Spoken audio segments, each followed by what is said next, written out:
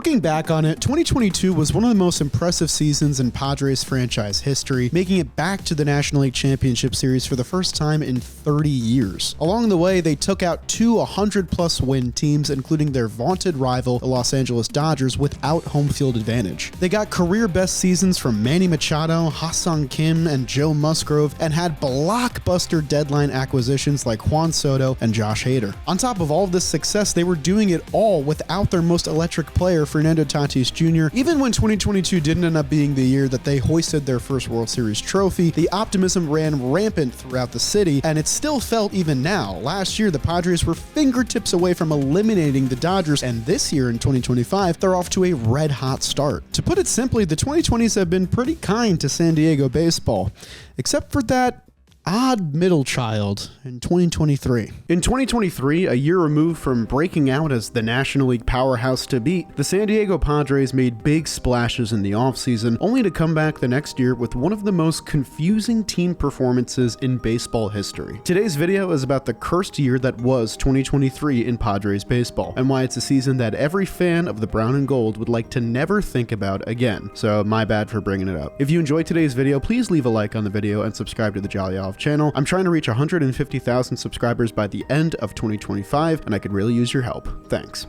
To truly understand the car crash that is the 2023 Padres, we have to first go back to the offseason that set everything up, because it's one of the most fun free agent flurries I've ever seen. With Juan Soto under 2 more years of control and Fernando Tatis Jr. returning from his suspension, the 2023 roster already was massively improved from the squad that first took the field on opening day of the season prior. Still, AJ Preller, president of baseball operations and general manager of the organization, was never one to sit idly when he saw his team gaining momentum, sometimes for the worst. With plenty of capital to spend, Preller Palooza 2 kicked off, and he went to work building a World Series caliber roster. They gave former overseas reliever Robert Suarez a 5-year extension to shore up the bullpen. Swingman Nick Martinez was brought back on a 3-year deal with a first-year opt-out. They gave Seth Lugo a 1-year contract with a 2nd-year option, betting on the longtime setup man to make the conversion to starting pitcher. Michael Wacha would also get a multi-year deal laden with player options and opt-outs, giving the team more depth in their rotation. On the hitting side of things, they made a bet on Matt Carpenter as well, hoping to recapture the electricity of his brief stint with the New York Yankees a season prior. He'd form a designated hitter tandem with veteran slugger Nelson Cruz, who was entering his age 42 season. For those keeping count, that's roughly $120 million committed to 6 potential free agent players for the 2023 squad. And what gets even crazier is when you realize that this is only 13%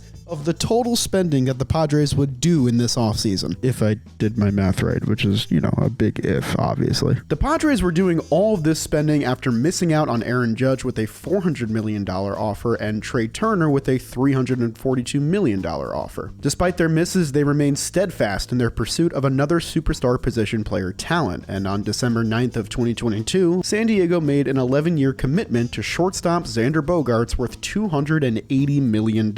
This mammoth contract would take the decade-long MLB veteran to his age 41 season. Fresh off his 3rd straight full season with over 5 WAR and an OPS 30% better than league average, Xander Bogaerts was another potential Hall of Fame player being added to the roster core of Juan Soto, Manny Machado, and Fernando Tatis Jr. And yes, the acquisition of yet another shortstop would move Ha-Seong Kim to second base, Fernando Tatis Jr. to right field, Jake Cronenworth to first base, and eventually Jackson Merrill to center field when he was ready. But the Padres really didn't give a shit. They're just a team full of shortstops that don't care. I think that Jake Cronenworth probably got the shortest stick here for sure, but the Padres must have made him feel better when they gave him a new deal as well, and they weren't done spending yet either. 2 months later, to the exact date after signing Xander Bogaerts, veteran starting pitcher Yu Darvish also received a contract extension, the 3rd 6-year deal signed in his illustrious career. Darvish was certainly deserving considering what he accomplished the season prior, pitching nearly 200 innings with an ERA over 20% better than league average, alongside a handful of impressive playoff outings. San Diego didn't think much of their absurd spending habits, as they were about to put pen to paper on a deal that would run them another $350 million, this time for Manny Machado, who the team had already signed to a 10-year deal worth $300 million back in 2019. The Padres knew about the opt-out in Machado's contract that he fully planned to exercise, and rather than leaving things in limbo, the front office chose to lock in their core for the next decade of Padres baseball by giving Machado the 3rd third largest extension in the history of the sport. Sure, you can absolutely see the risk in spending like a drunk sailor, but owner Peter Seidler, who came into full majority control of the team in 2020, saw a far greater risk in not spending at all, which I found pretty admirable. With all this lucrative spending, there was an understandable, insane amount of hype surrounding this roster. Many writers and critics picked them to dethrone the Los Angeles Dodgers as NL West division champions, with some going even further as to declare them the 2023 World Series favorites. At Padres Fan Fest, Fernando Tatis Jr. asked the crowd who they wanted to see the team face in the World Series before he said this. It doesn't matter because we're still going to win it all.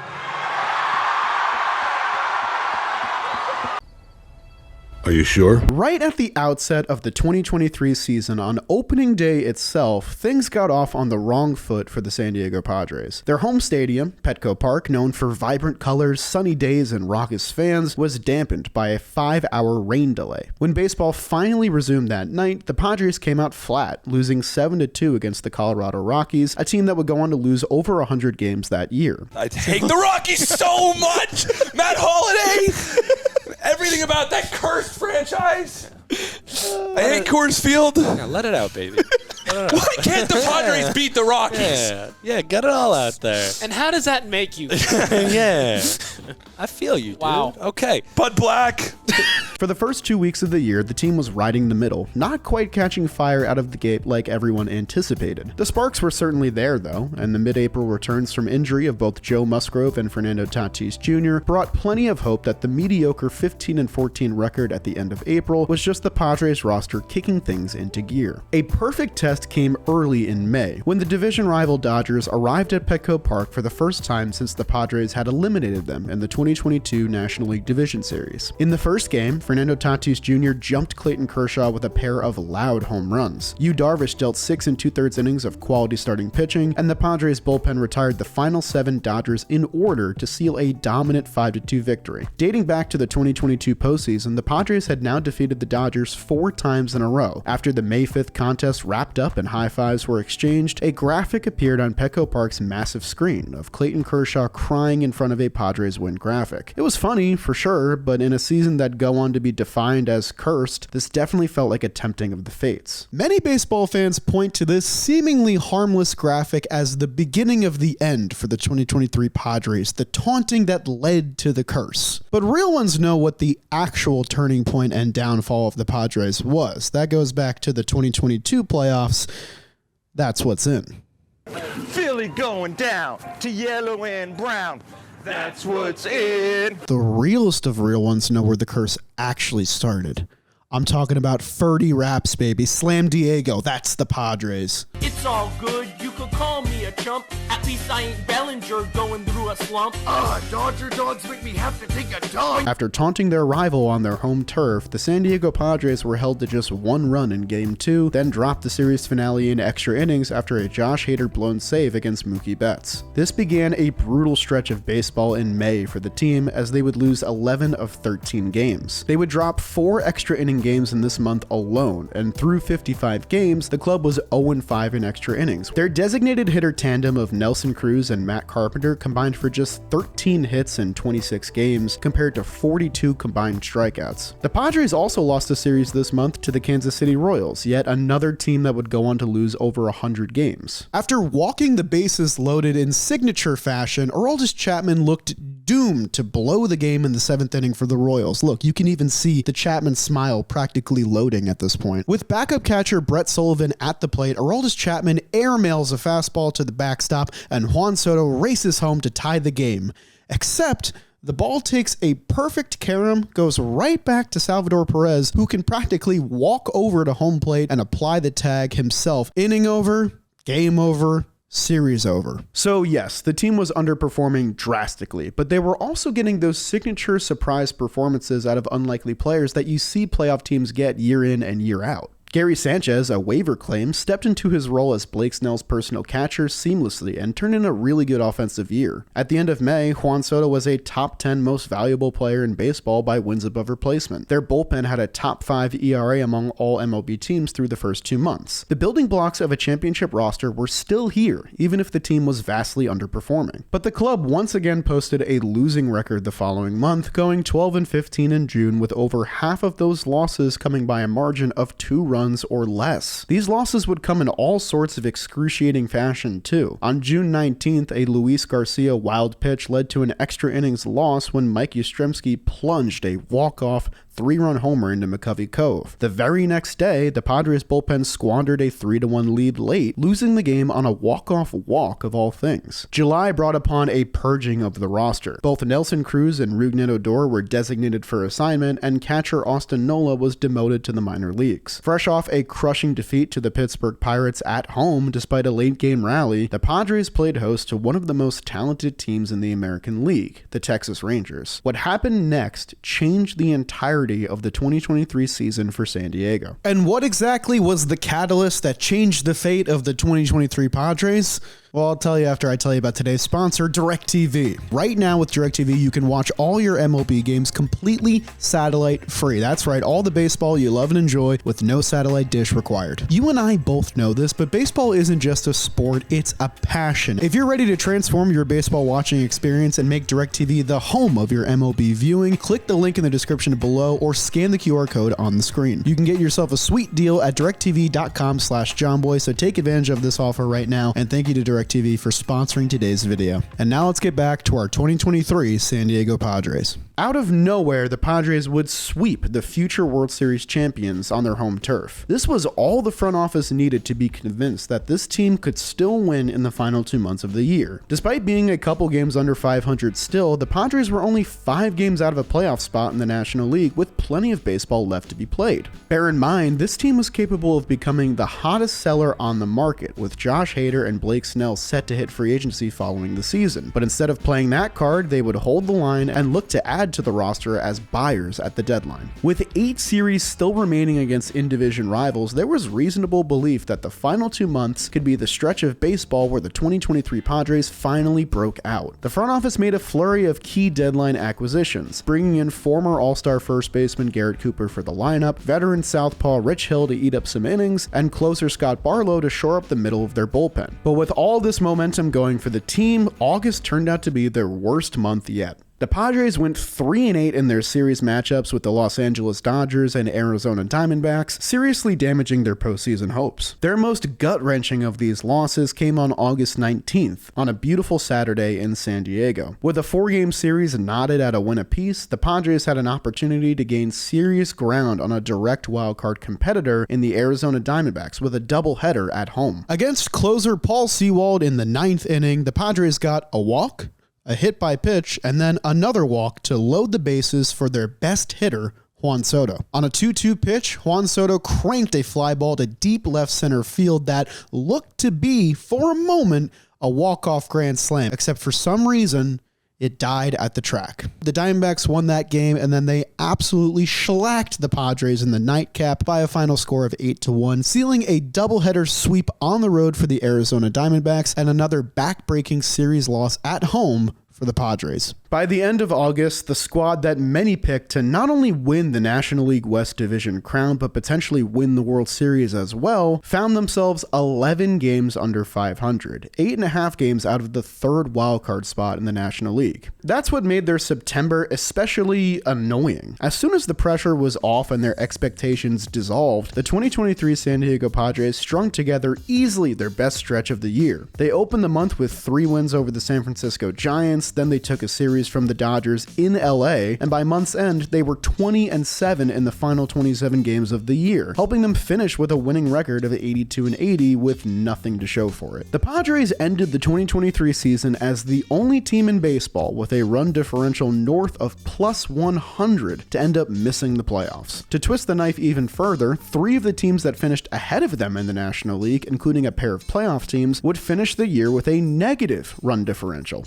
Now, I want want to say this first and foremost. Run differential is not a perfect statistic. If you win a game 20-0, it's going to completely skew the entire stat, even if you're not that good of a team. But it's also not useless. Run differential is used to quantify Pythagorean win-loss efficiency, which is basically the expected record of a team based on how many runs they allow versus how many runs they score. This metric, while imperfect, expected the Padres to finish the 2023 season 92-70, which if you told everyone at the beginning of the season, they'd say, yeah, that makes a lot of sense. That might even seem a little bit light. It also would have made them the top wildcard team in the National League. The 2023 Padres were absolutely killed by their lack of clutch. In a great piece written by Adrian Nesta, a data reporter and San Diego Padres fan, the Padres had easily the widest range of offensive performance in low leverage situations versus high leverage situations, which explains their abysmal performances in late and close games. These Padres were 9-23 in one-run games, an unbelievable amount of bad luck and unclutch performance that certainly doomed their season. And perhaps the most painful thing of all when regarding the 2023 Padres is that so much went right for this team.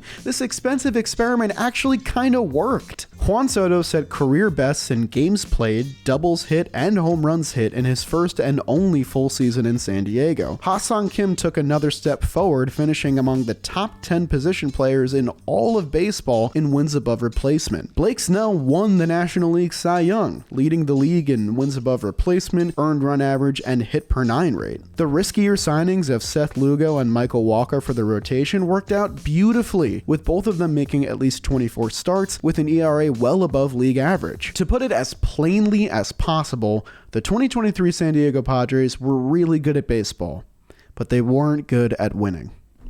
The ending of the most disappointing season perhaps in baseball history brought upon much change to the San Diego Padres. The baseball world would first feel the loss of their passionate owner, Peter Seidler, who passed away in November of 2023. A two-time survivor of non-Hodgkin's lymphoma, he owned the team with a ferocious passion for the city of San Diego and its people, often using his resources to help the less fortunate in the area, and the spirit of Peter Seidler continues to live on through the roster, the fans, and the people of San Diego. With the team set to slash payroll by the tens of millions in the wake of Peter Seidler's passing, the easiest trade candidate was the only member of the core four who wasn't already locked up, Juan Soto. He was traded to the New York Yankees for a package that included Michael King and Drew Thorpe, with the latter being traded to the Chicago White Sox to acquire Dylan Cease. This wasn't the only massive change between seasons as well. Amidst a rift between him and general manager AJ Preller, the team parted ways with two-year manager Bob Melvin, allowing him to walk and sign with the San Francisco Giants. The team saw the departure of Blake Snell, Josh Hader, Seth Lugo, Michael Wacha, Gary Sanchez, and Nick Martinez in free agency, doing very little to recoup their value in subsequent moves. And yet, the 2024 San Diego Padres were a far more successful team than their predecessor. And as we stated at the top, they're off to a hot start this year and don't look to be slowing down anytime soon. Looking back and revisiting this story from 2 years ago, it brought back all sorts of memories from that season, watching from the sidelines as a third-party fan and just wondering how this could possibly happen. Anyways, thank you so much for watching today's video. If you watched it all the way to the end, thank you very much, and maybe consider leaving a like and subscribing to the channel. I'd really appreciate it. Comment down below your favorite 2023 Padres lowlight that I might have missed in this video, and I really appreciate your support. I'll see you guys next time.